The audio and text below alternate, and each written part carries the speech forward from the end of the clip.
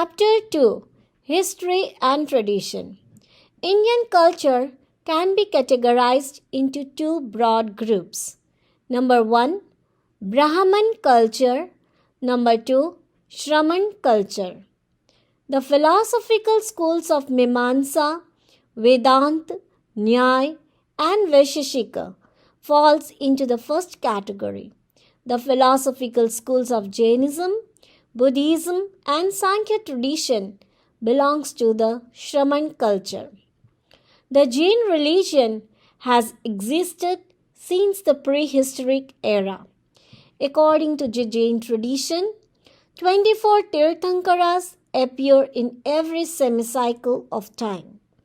Lord Rishabh was the first Tirthankar. The period of Rishabh cannot be ascertained historically.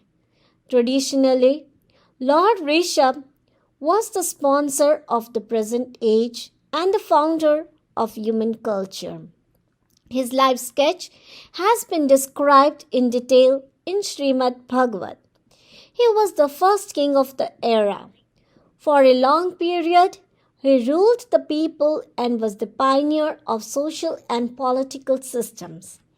After entrusting the social and political responsibilities to his successors, he became an ascetic. He undertook severe penances and attained right knowledge. He became omniscient. He was the first propounder of the doctrine of soul. He established the Tirth and became Tirthankar.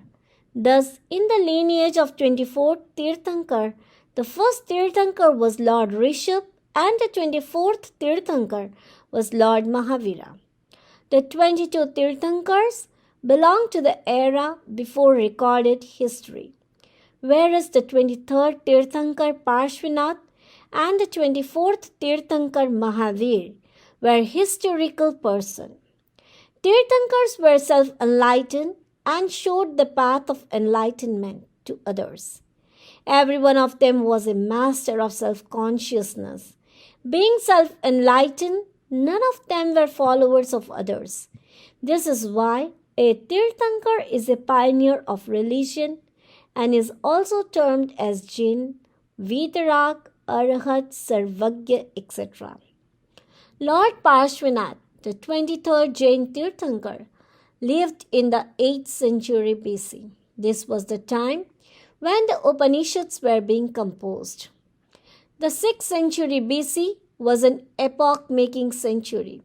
Some of the legendary figures such as Lord Mahavira and Buddha, Lao Tse and Confucius, Pythagoras were born in that century. Some scholars believe that Mahavir took birth to reform the existing conventional religion. But this is a misconception. Mahavir was actually an independent religious leader. Undoubtedly, he changed many of the perverted beliefs of the prevalent religion and stressed on spirituality, the heart of religion. He was born on Chaitra Shukla 13th, 599 BC, to Kshatriya king Siddharth and Queen Trishala at Kshatriya Kundagram, which was a suburb of Vaishali Republic. At the age of 28, his parents passed away. After the demise of his parents, Mahavir aspired to be an ascetic.